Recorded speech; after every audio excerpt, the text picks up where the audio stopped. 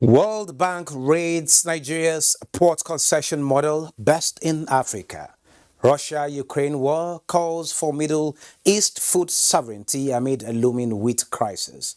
Hong Kong Hang Seng slips nearly 1% in mixed Asia trading day. What should we expect as CBN's 284th NPC meeting commences?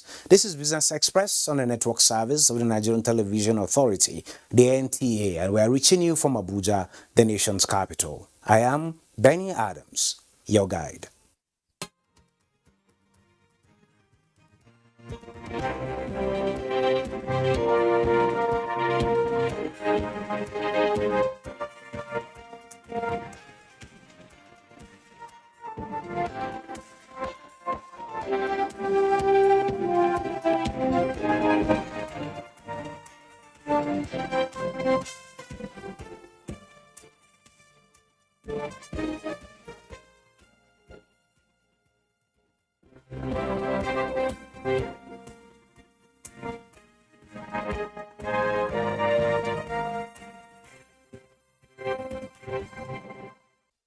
It's time to talk business, and we start with the NPC meeting, where the Central Bank of Nigeria Monetary Policy Committee convened for the first time this year and unanimously decided to hold the benchmark interest rate at 11.5% while keeping all other monetary parameters unchanged.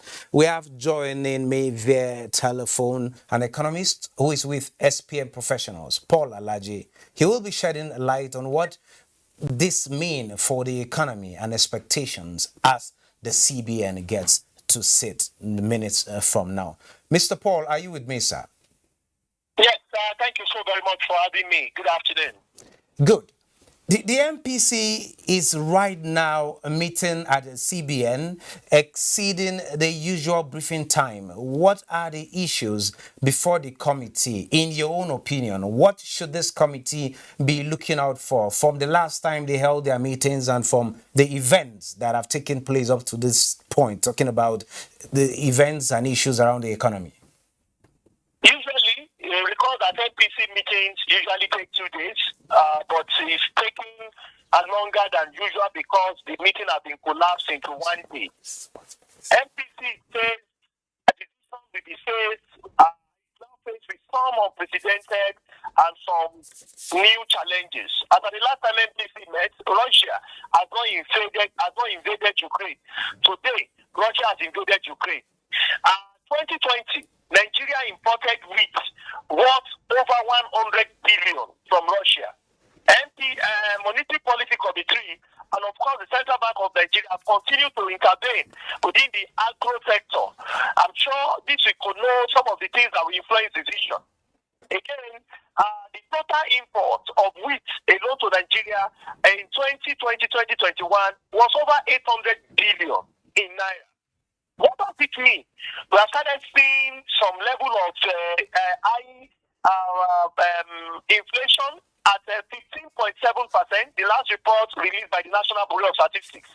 What it means is that NPC, we have to face difficult decisions. If they increase rates, it will bring down inflation, but it may increase it. It will definitely bring more foreign direct investment into Nigeria. But high rates will also influence inflation to go on the high side. But leave that side. If there is good rates, that is money supply in the circulation will increase, and if that increases, you are going to see high inflation, but you will not see more foreign direct investment. So we have to choose. Do we want to have more foreign direct investment, which of course will help with our foreign reserve challenges, or we want to tame inflation, either for inflation to increase or reduce? We all know that as we speak now, inflation is very high. The causes of inflation, however, as we speak, they are not majorly monetary driven. So the PMS is cast, and we see CQ on street of Abuja, Lagos, and few other places. The HEO, that's P2, is now selling at above 600, 700 naira per litre. We have heard of aviation fare and so on and so forth. These are real issues Monetary Policy Committee may take. And these are not just caused by Nigeria. Nigeria. There are global challenges. As we speak, Syria alone, I beg your pardon, they are faced with the same high prices and inflation inching up. The same in Libya, another producing nation, facing the same challenges that we are facing because the world is up here. So monetary policy is sitting on a very tough bench and a very tough. They are going to make very tough decisions, and I think that the way we have the monetary policy committee interact with Nigeria, making policy to make life better for Nigerians, we need great authority. Evidence the Ministry of Trade and Investment, as well as Ministry of Finance, to also come so that we can have these three legs function the same way. Okay, before we see these three legs coming to collaborate to have a definite decision that will benefit all of us, if we are to choose the FDIs now, are we sure that these FDIs will flow in at the time that is needed and also in such a volume that will cushion the effects of these challenges that you've enumerated, or we are to go for more money in circulation? How do we get to manage the inflation rate? Well, if you increase rate, FDI will certainly flow in, but inflation would increase. And that's not what we want. Inflation is already high. Will FDI come? Certainly yes. But it will not come to the real sector. It will come through portfolio investment. Once the economy becomes further unstable, the investors will leave the country, which will pose, in fact, more challenge to our country. My best advice for Monetary Policy Committee is to hold rates. Because the environment is uncertain, it's not predictable. The Ukrainian president has been calling on his counterparts from Russia in Moscow to come for talk so that we can have relative peace around the world. But that has not happened. We hope that Putin will yield to the call of reason, to the voice of reason, so that the world can know peace, especially as it has to do with supply chain. So to increase rate or to reduce rate, we need to be tampering with an already volatile economy as we have it today, both in inflation and also in foreign direct flows. Okay, from your suggestions, if you have to take from your suggestions, we should maintain rate at 11.5%. Following your analysis, if we increase, is not the solution. If we decrease, is not the solution. But let's take a look at interventions by the CBN. Sectors like the power have remained a source of concern to the economy. Do you see them also considering injecting funds in this particular sector, despite your suggestion to retain rates? Well, central bank have even intervened in some of our sectors that are weak. And you know, what central bank is doing is up medium-term stopgap. The real issue with power is that we have three legs like our economy: generation, transmission, and distribution. When some of these sectors, some of these legs were privatized, I doubt if those people that got them had capacity to manage. There are some organizations with capacity, but there are some others without capacity. There are three conversations apart from capacity, the fourth one, around power. So it is not just for central banks to intervene by giving further loan to people. We need to discuss quality of power. It's not just to have power, but as also industrialists, I can tell you, even when the power is there, they have capacity to damage the equipment. So quality also needs to be a conversation that must come to the fore. Apart from those, we also need to talk about competition. You see, the reason why we are not getting power correctly as we are getting telco is because when we privatized telecom industry, there were direct competitors. They were not. They were vertical competitors. They were not horizontal competitors. I give you an example in Lagos, in Ikeja, and you have the Ikeja Electric, you have Eco Electric, but the two does not interact. Eco Electric has its market carved out for it on the island, while Ikeja Electric has market carved out for it on the mainland. You cannot extend wire from Ikeja to to marine, to marina. It's not possible. So there is nobody competing with anybody. These are the issues we need to talk about before we have central bank to come and intervene. So the issue of competition, the issue of quality of power, the issue of capacity, and more importantly, there should be sanctions for those who are not. I think we also need to review the agreement that some of these Gencos and Discos have, because they've not been able to meet up with what government requires this moment today.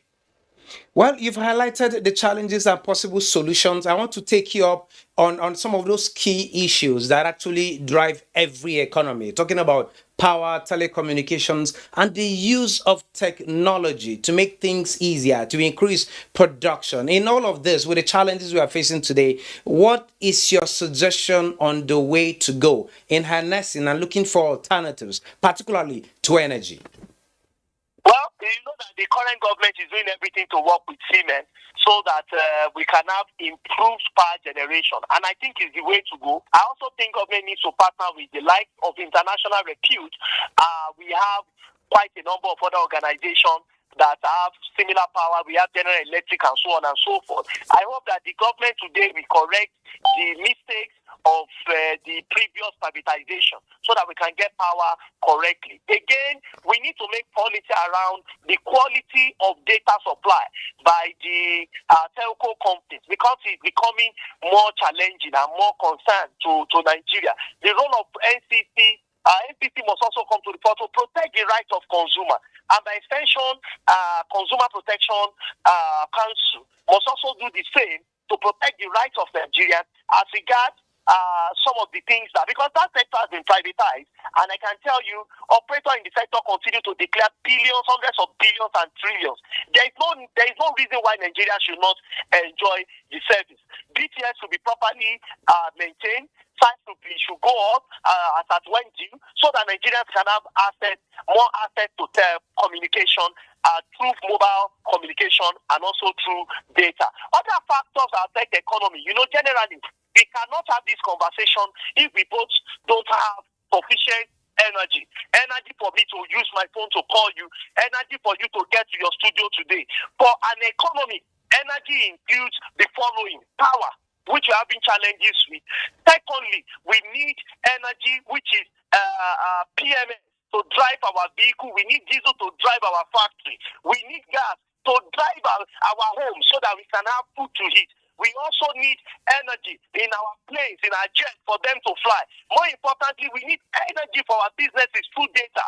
When there is no energy in human, you rush such person to an ICU, you rush such person to an hospital, you call for a medical professional to check. For the case of our economy, we need to go back to round table and also call some of our professionals to help bring back the economic challenges around the economic energy that is missing in our country today. I believe we can solve these challenges, and I believe that we should do something about it, because rather than going up, externalities of war is what is having impact on us as a country this moment today. And it's not just only Nigeria, it's a global issue. Well, quickly, Syria alone is taking worse crisis than Nigeria right now. I can tell you, besides Syria alone, we also have Libya. I just an interview on Libya media, and I can tell you that the crises are more. Why? Because, and this truth must be told, Libya produced oil such as Nigeria. In fact, in two quarters away, Libya overtook Nigeria in terms of oil supply. But like Nigeria, Libya has refused to build functional refineries until West African countries, North African countries that produce oil, especially Algeria and Libya, then Nigeria, West African countries, and as a matter of fact, the biggest population, the huge population in Africa, the largest population in Africa, build refinery. I am sorry, whatever happens between Ukraine and Russia, we continue to have negative impact on our economy. Okay, quickly, Mr. Alaje, before I let you go, President Muhammadu Buhari possibly tomorrow will be commissioning the Dangote petrochemical plant. What effect will this likely have on the economy? Massive positive effects. Likely, it's going to help our foreign reserve reduce importation. It's also going to help to boost our employment. Unemployment is very high, perhaps one of the highest in recent history. It's also going to help with the quality of Naira.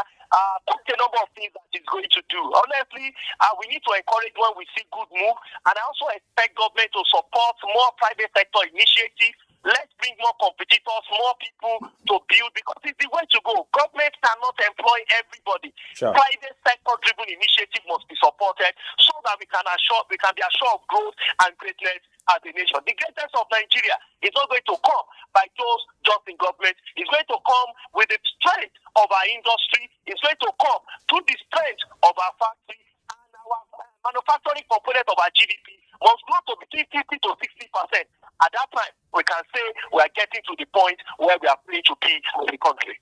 Thank you so very much, Mr. Paul Alaje, for sharing your thoughts with us at this particular point in time. And we hope that the NPC meeting will come out well as expected. Thank you so very much for having me. Thank you. Moving on, the World Bank has adjudged Nigeria's port concession model the best in Africa.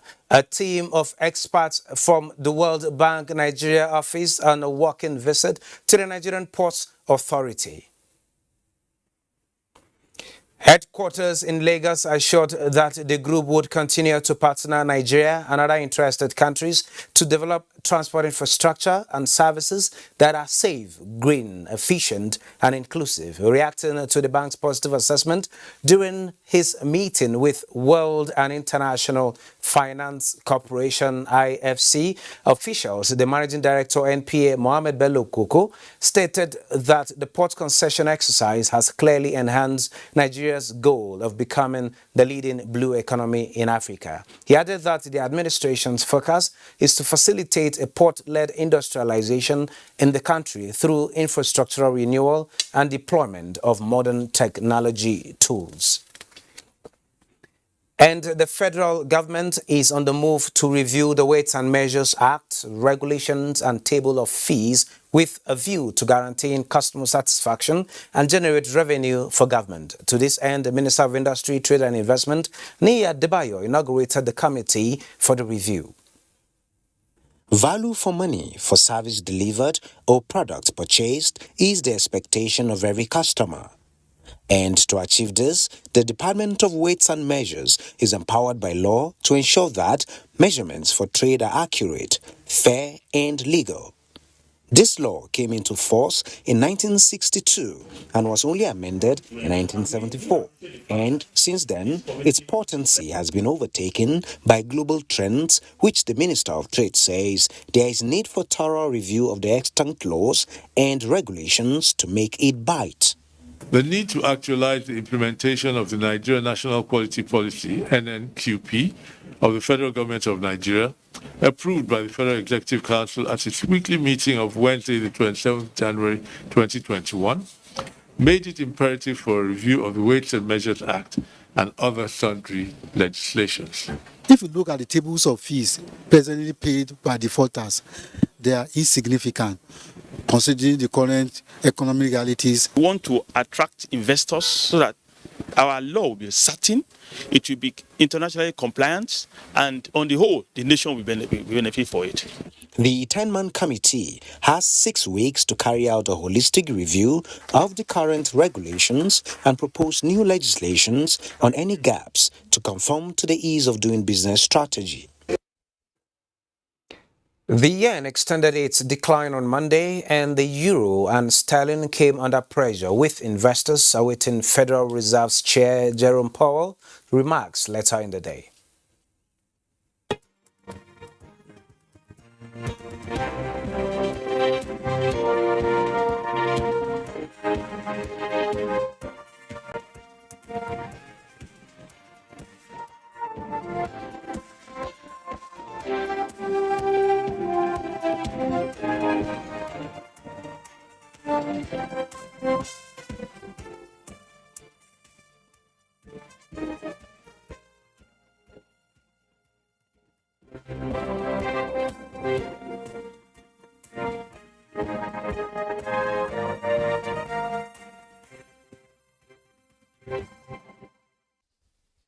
And African countries, including Nigeria, are looking for alternatives that will replace Russia and Ukraine as their major supplier of produce. These countries include Egypt, Nigeria, Bosnia, Sudan, and South Africa. India, the second world's largest producer of wheat, said is in talks with Africa on supply of the grains. The government has given assurances to expand production this year to boost export and meet the demand of the African countries. In the meantime, Nigeria is already on the move to cut importation by at least 60% before the end of the year. Wheat farmers are now producing in both wet and dry seasons in 13 states. Before the Central Bank of Nigeria intervention, Nigerian wheat farmers were producing about 60,000 metric tons annually, and yearly demand stands at between 4.5 to 5.0 million tons. Let's take a trip to the commodities market.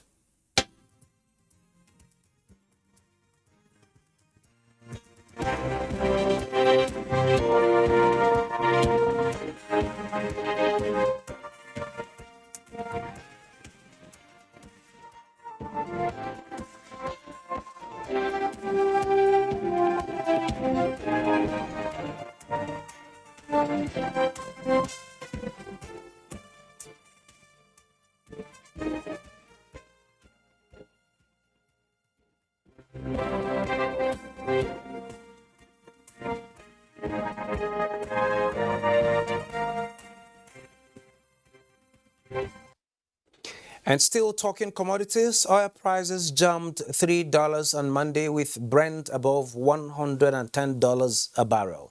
Brent crude futures climbed $3.44 to $111.35 a barrel, adding to 1.2% rise last Friday. U.S. West Texas Intermediate crude futures rose $3.54 to $108.24, extending a 1.7% jump last Friday.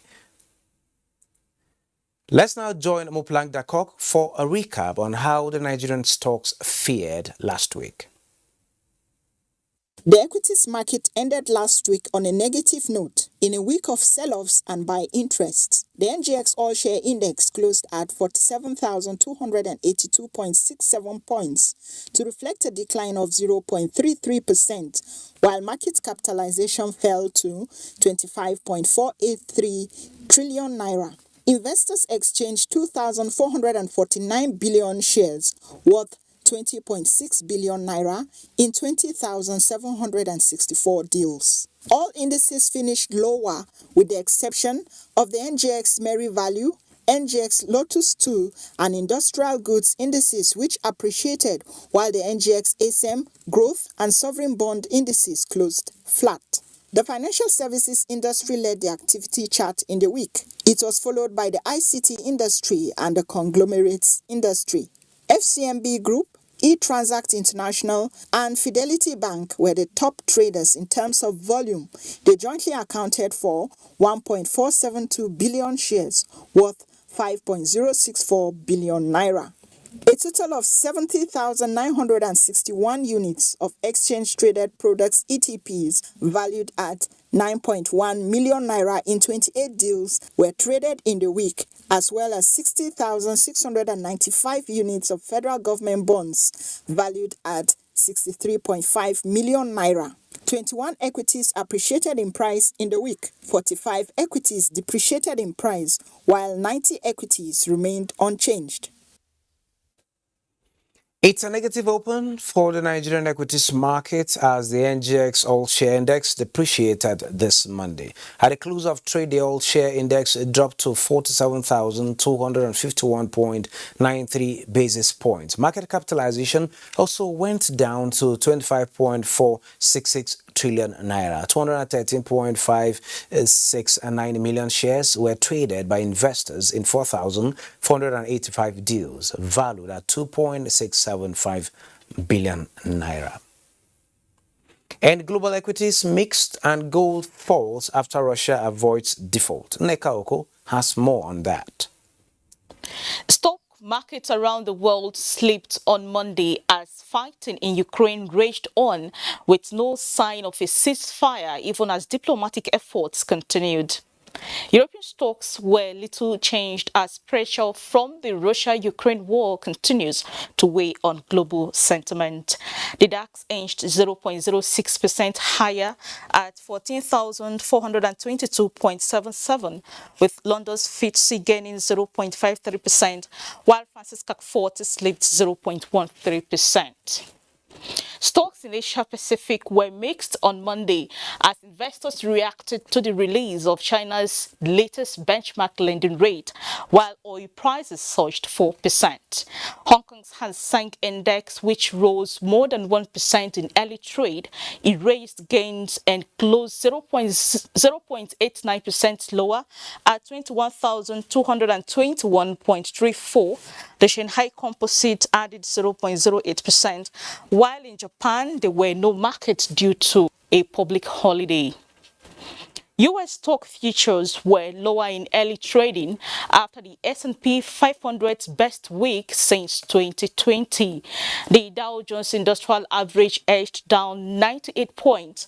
S&P 500 depreciated by 0.17% and Nasdaq 100 declined 0.45%.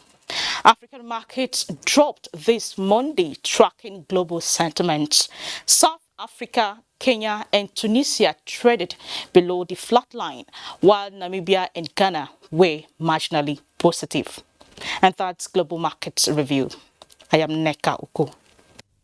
On that global note, we call it a wrap on this episode of Business Express. Do join us again tomorrow for another fresh edition.